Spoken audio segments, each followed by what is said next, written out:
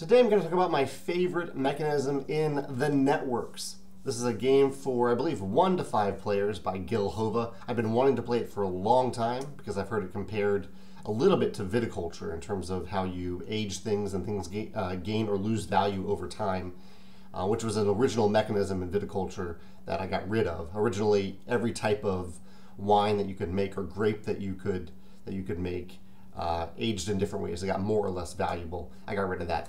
But it works really, really well in the networks. And the basic idea of this game is that you are running a TV network, and every round you are taking turns to select one of 4 different types of cards that are in the common pool. There are many of each of those types of cards. You're selecting one card, you're playing it, and then you're moving on to the next player. And you do that every round until everyone has passed. This is where the really cool mechanism comes in. So as you can understand from that core mechanism, timing matters. Like you might have a certain card that you really want at a certain time, and at the end of the round, all the cards are wiped away. They go away.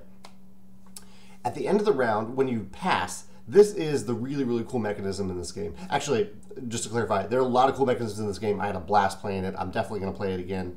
But this stood out as a unique mechanism because usually passing in games, when you pass out of the round, it's just kind of a standard mechanism. You pass, maybe you get first player the following round, maybe you get a slight point boost or something like that, but it's usually just a very slight mechanism. In the networks, it's a big deal. We were playing a 4-player game. In a 4-player game, the first person to pass out of a round, in rounds I think 2 through 4, not the first round, but most of the rounds, the first person to pass gets $10, which is a lot of money, and 5 victory points. The last player to pass, in contrast, gets $2. So $2 versus $10 plus 5 victory points, and the other 2 players in between get a staggered amount in between those 2 amounts. So that's a big deal. If you're the last player to pass, sure, you have free reign to choose any of the common pool cards that you have access to, so you can pick whatever you want, but you may not want all those cards. The first player, they're getting this huge bonus. The money really can help them out in the next round. The points are going to help them possibly win the game. So this is a big deal, and it made for a really, really interesting decision each round. For the first few rounds of the game that I played, I went last. I stalled.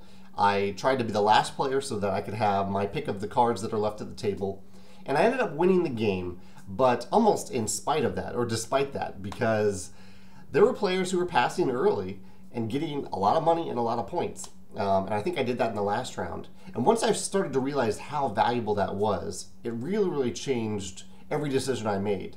I was trying to be very focused in trying to get only the exact cards that I needed, and then pass out of the round as soon as possible because that benefit was just so good. I love this mechanism. I love having passing be a meaningful decision in a game. And a pretty powerful and interesting decision in the game. If you've played a game that has passing that offers a rather large benefit to the first player and a rather small benefit to the last player, I'd love to hear about it in the comments. Or if you have a favorite mechanism in the networks, I'd love to hear about that as well. Thanks.